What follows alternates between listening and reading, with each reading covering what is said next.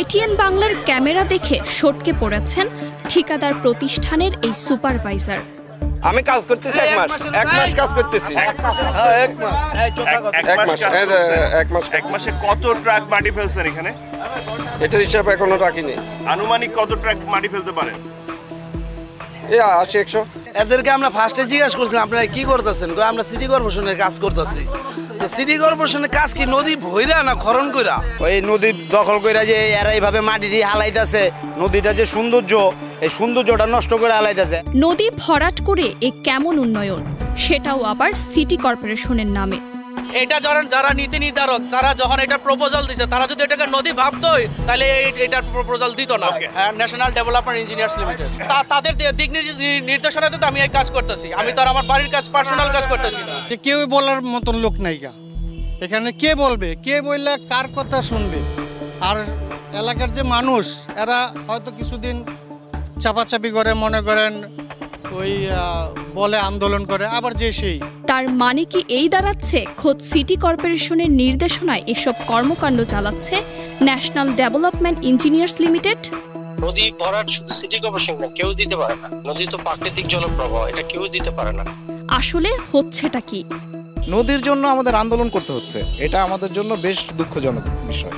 তো এভাবে চলতে পারে না। এভাবে চললে একটা সময় এই ঢাকাই পরিত্যক্ত হয়ে যাবে। চরমভাবে জনগণের চাহিদা, প্রত্যাশা এবং এতদিনের অর্জনের বিপরীতে কুঠারাঘাত ছাড়া কিছু না। যারা করছে তারা দুর্বৃত্তেরও দুর্বৃত্ত। এই প্লেনটা করতে গিয়ে কি নদীটা খেয়ে এই প্লেন করতে হবে?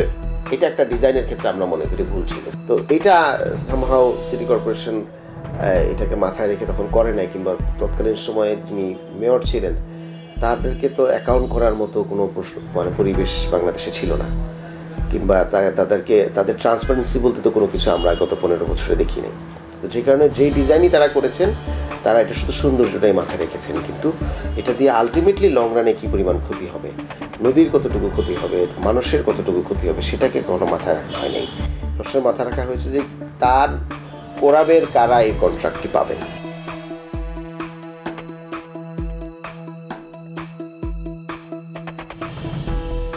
মূল সড়ক থেকে আদি বুড়িগঙ্গা চ্যানেলের নদী অন্তত 40 ফুট ও বেশি ভরাট হয়েছে বড় রাস্তার উন্নয়নের দোহাই দিয়ে। কিন্তু প্রাণ প্রকৃতি ধ্বংস করে এ কেমন উন্নয়ন? কারা দিল এই সুযোগ, যেখানে খোদ আদালতে নিষেধাজ্ঞা আছে? খোঁজ করতে চাই ভেতরের খবর। প্রিয় দর্শক, আপনাদের স্বাগত কেন বিবর্ণ অনুষ্ঠানে।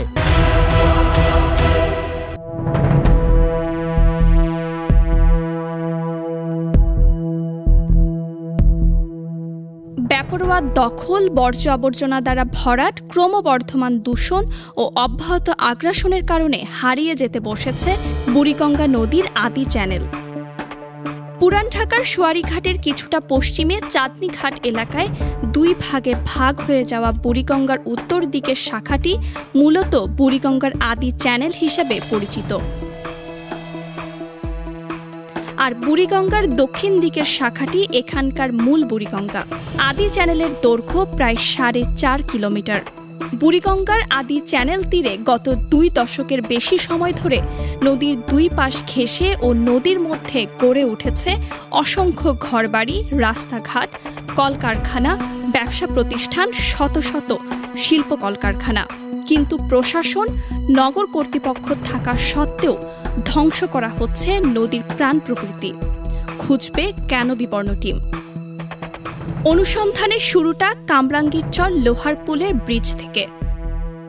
20 জানুয়ারি 2025 বুড়িগঙ্গা নদীর কামরাঙ্গীরচর এলাকায় নদী ভরাট কার্যক্রম চলছে। একের পর এক ট্রাক ভর্তি ময়লা আবর্জনা মাটি ফেলা হচ্ছে। তাতেই ধীরে ধীরে নদী দখল হয়ে যাচ্ছে। কি তাদের উদ্দেশ্য? কেনই বা করছে এমন? কেই বা তাদের পেছনে আছে? City corporation. সিটি কর্পোরেশন, আপনি এখানে কি দায়িত্বে আছেন? আমি সুপারভাইজার। দায়িত্বরত সুপারভাইজার আমাদের দেখে সটকে পড়তে চান, কিন্তু কেন এত ভয়? কোথায় তাদের দুর্বলতা? তার বক্তব্য অনুযায়ী এখানে 8 লেনের সড়কের কাজ চলছে। সিটি কর্পোরেশনের এই কাজ করতে গিয়ে নদীর অন্তত 40 ফুট ময়লা আবর্জনা মাটি ফেলে ভরাট করে ফেলেছে। আমাদের উপস্থিতি টের পেয়ে পরিস্থিতি সামাল দিতে আসেন প্রজেক্ট ইঞ্জিনিয়ার্সের দাবি করা এই ব্যক্তি। এটা নদী আপনার মনে হইতেছে। যারা নীতি নির্ধারক তারা যদি এটাকে নদী ভাবতোই তাহলে এটার প্রপোজাল দিত না। ন্যাশনাল ডেভেলপমেন্ট ইঞ্জিনিয়ার্স লিমিটেড তাদের দিক নির্দেশনাতে তো আমি এই কাজ করতেছি, আমি তো আর আমার বাড়ির কাজ পার্সোনাল কাজ করতেছি না।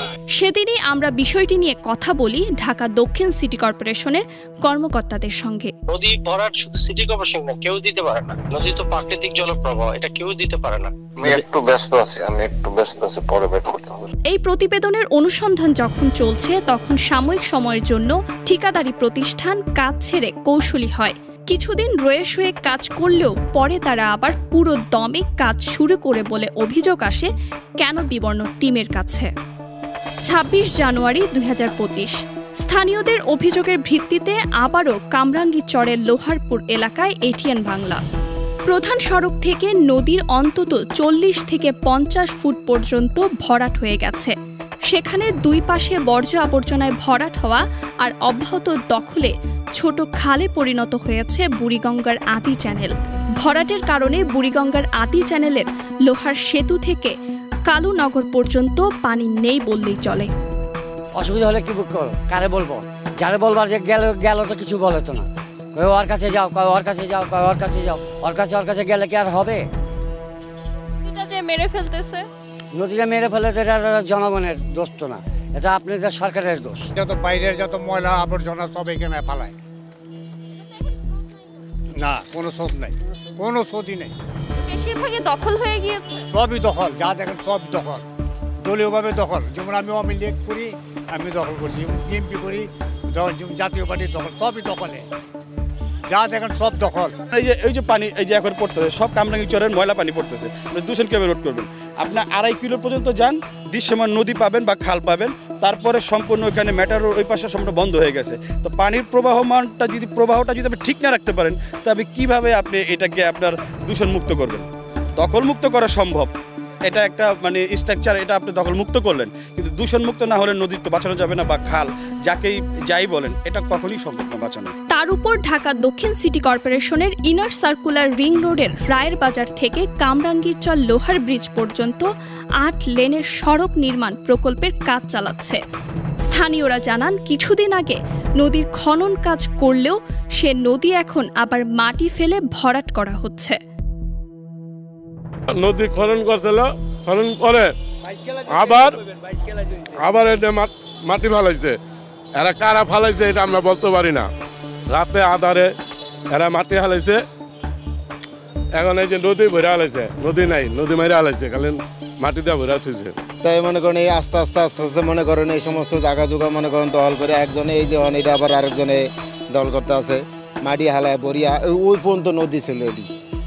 আর এই রাস্তাটা ছিল আপনার হলো ইট বসান না, কাঁচা রাস্তা, ইট বসানো ছিল। আর চরের রাস্তা তো পুরো সবই কাঁচা ছিল। কিছুদিন আগে দেখছিলাম যে এটা আপনাকে কাইটা চাপাইছিল, মাটিগুলা ফালাই দিছিল, কোথাও বলতে পারি না। এখন আবার ফিরা মনে হয় এটা আবার ভরছে বইরা, সম্ভবত এখানে শুনতেছি কি যে আপনি ফ্লাইওভার হবে। আমাদের সাথে কথা হয় নদী সুরক্ষা নিয়ে কাজ করা সংগঠন নোঙ্গর বুড়িগঙ্গা শাখা প্রধান FH সবুজের সাথে। নীতি নির্ধারকরাই নাকি এটাকে নদী মনে করে না, এরকম একটা কথা বললো দেখলাম। তো এটা এক সময় নদী ছিল, এটা শুধু নদী ছিল না, এটা পুরান ঢাকার ঐতিহ্য ছিল। তো পুরান ঢাকার ঐতিহ্য এই বুড়িগঙ্গা নদীর আদি চ্যানেল, এখানে ঢেউ ছিল, এখানে মাছ ধরতো, এখান দিয়ে জাহাজ যাইতো, আমরা যাইতাম এখান দিয়া টঙ্গী ইস্তেমা পর্যন্ত, এখান থেকে যাওয়া যেত। তো এটা আস্তে আস্তে ধীরে ধীরে সবাইকে এটারে বিলীন করে ফেললো। এখন আমরা যেটা দেখলাম যে গত 3 মাস আগেও সিটি কর্পোরেশন এটা ওই পর্যন্ত খনন করে স্ল্যাবটা বের করে দিল। এখন আবার হঠাৎ করে দেখলাম গত সপ্তাহে এসে দেখলাম যেটাকে আবার ভরাট করতেছে। তো ভরাট করে ফেলতেছে এবং কি করেও ফেলছে। ভরাট করার পরে আজকে যেটা দেখলাম যে আপনি দেখেন যে ডিপিডিসি যে বিদ্যুতের পোলগুলো আছে তারাও কিন্তু এখানে এটা স্থাপন করে ফেলছে, এবং এটা যেই ভরাট করছে এই ভরাটটা তারা স্থায়িত্ব করে ফেলছে এখানে। এর কয়েকদিন পর তৃতীয় দফায় আবার পরিস্থিতি পর্যবেক্ষণে যায় কেন বিবর্ণ টিম। আবার দেখা যায় কিছুটা ধীরে হলেও ভরাট কার্যক্রম চলছে। এবারও এটিএন বাংলার উপস্থিতি টের পেয়ে খনন যন্ত্র রেখেই পালিয়ে যায় ঠিকাদারি প্রতিষ্ঠানের কর্মীরা। দর্শক, আমরা এখানে আসার কিছুক্ষণ আগে পর্যন্ত তারা এখানে তাদের কাজগুলো করছিল। আমরা আসার পরপরই আমাদের উপস্থিতি টের পেয়ে তারা তাদের সব কিছু এখানে রেখে পালিয়ে গিয়েছে। এখানকার স্থানীয় যারা রয়েছে তাদের সাথে কথা বলে আমরা এটাই জানতে পেরেছি। এলাকাবাসীদের সাথে কথা বলতেই উঠে আসে তারা কতটা তিক্ত বিরক্ত এই নিয়ে। তাদের অভিযোগ, চোখের সামনে একটা নদীকে কিভাবে গিলে খেয়েছে দখলদাররা। মনে করেন কয়েকশো ট্রাক মাটি উঠাইছে, প্রথম উঠায় মাটি বিক্রি করছে, এখন আবার মনে করেন ট্রাক দিয়ে মাটি আবার ফালাইতেছে। এগুলি সব জরিমানা মনে করেন জনগণের উপরে দিয়ে যেতেছে। আর আরো যাইব কথা বুঝছেন, 25 কোটি টাকার মাটি এখান থেকে উঠাইছে, 25 কোটি টাকা খরচ করে মাটিগুলা পরিষ্কার করছে, আবার এই মাটিগুলা নতুন করে ফেলতেছে।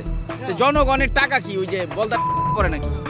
খাস বাংলায় বললাম ভাই, হ্যাঁ আপনি কেন খনন করলেন আর কেন ভরতেছেন? হ্যাঁ আপনার ক্ষমতা নাই, আপনি এই অবৈধ দখলদারদের উঠাইতে, তো ক্ষমতা যখন না থাকে তাহলে আপনি কেন রোড বানাইতেছেন? অবৈধ জায়গাগুলি করতে হবে। নদী ভরাট করলে এটা মনে করেন দেশেরই ক্ষতি হইব, দেশের সম্পদ নষ্ট হইব, দেশের মানুষের ক্ষতি হইব। ভবিষ্যতে দেখবেন বন্যা আইলে মনে করেন সবকিছু ভরাট হয়ে যাবে, এইগুলি পানি আবার এই সাইডে ভরাট হইব। কথা বলছেন, এতে করে দেশের ক্ষতি হইব।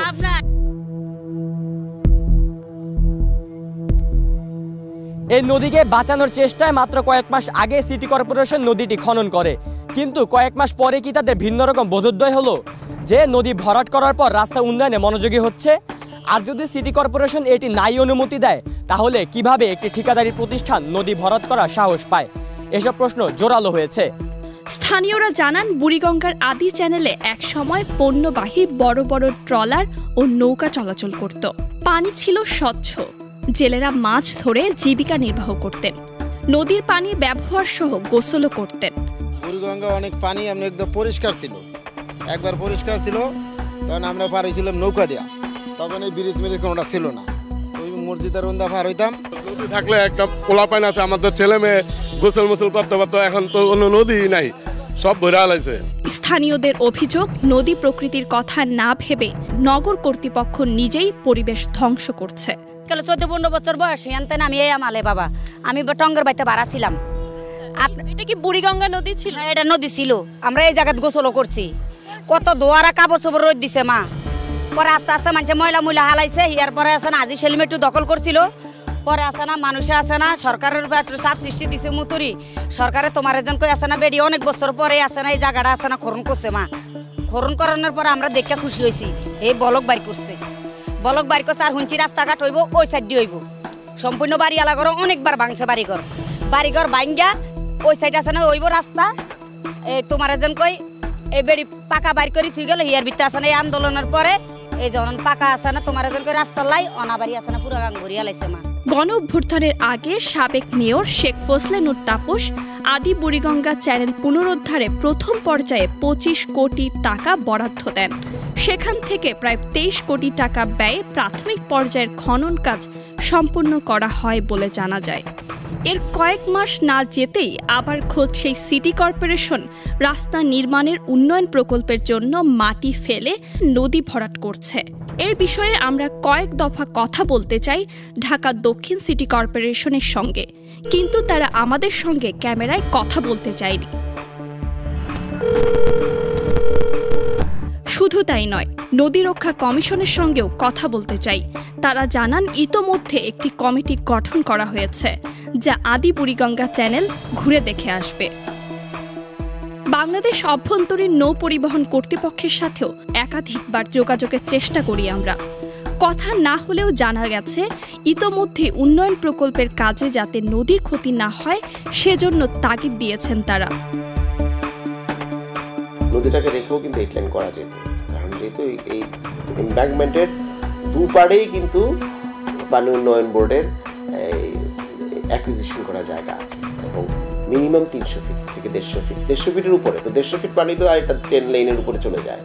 অন্তর্বর্তী সরকারের রাষ্ট্র সংস্কার, নির্বাচন সহ বিভিন্ন ব্যস্ততার সুযোগ নিচ্ছে অনেকেই। পরিস্থিতি উত্তরণে সিটি কর্পোরেশন সহ সরকারি সংস্থাগুলো নজরদারি বাড়ানোর তাগিদ দিচ্ছেন নগরবিদরা। সরকার যেহেতু বিভিন্ন মুখিতায় ব্যস্ত, এই সুযোগে এই দুর্বৃত্তরা সুযোগটা গ্রহণ করছে বলে আমি মনে করি এবং আমি বিশ্বাস করি আমাদের নৌ পরিবহন এবং পরিবেশ মন্ত্রণালয়ের দায়িত্বপ্রাপ্ত আমাদেরই পরিবেশবাদী নেত্রী যেহেতু আছেন, অবিলম্বে BIWTA এই বিষয়ে ব্যবস্থা গ্রহণ করবে এবং এই চ্যানেলটিকে উন্মুক্ত করার যে পূর্ব পরিকল্পনা ছিল, প্রয়োজনে তাকে আরও বেশি কার্যকর, বাস্তবমুখী, পরিবেশ বান্ধব নিশ্চিত করে বাস্তবায়ন দ্রুততম সময়ে সমাধান করবে। শুধু সরকার কিংবা প্রশাসন নয়, জনগণকে প্রাণ প্রকৃতির রক্ষায় সক্রিয় ভূমিকা রাখার তাগিদ আসছে। সবার বিশ্বাস নতুন বাংলাদেশের মতোই একদিন আবার বুড়িগঙ্গা ফিরে পাবে তার পুরনো সৌন্দর্য, ঐতিহ্য। এই নদীকে বাঁচানোর চেষ্টায় মাত্র কয়েক মাস আগে সিটি কর্পোরেশন নদীটি খনন করে, কিন্তু কয়েক মাস পরে কি তাদের ভিন্ন রকম বোধোদয় হলো? নদী ভরাট করার পর রাস্তা উন্নয়নে মনোযোগী হচ্ছে কেন তারা? আর যদি সিটি কর্পোরেশন এটি নাই অনুমতি দেয়, তাহলে কিভাবে একটি ঠিকাদারি প্রতিষ্ঠান নদী ভরাট করার সাহস পায়? প্রিয় দর্শক, আপনাদের আশেপাশে ঘটে যাওয়া পরিবেশ দূষণের কথা আমাদের জানাতে যোগাযোগ করুন এই ঠিকানায় কেনবিবর্ণ@gmail.com অথবা ফোন করুন 0131708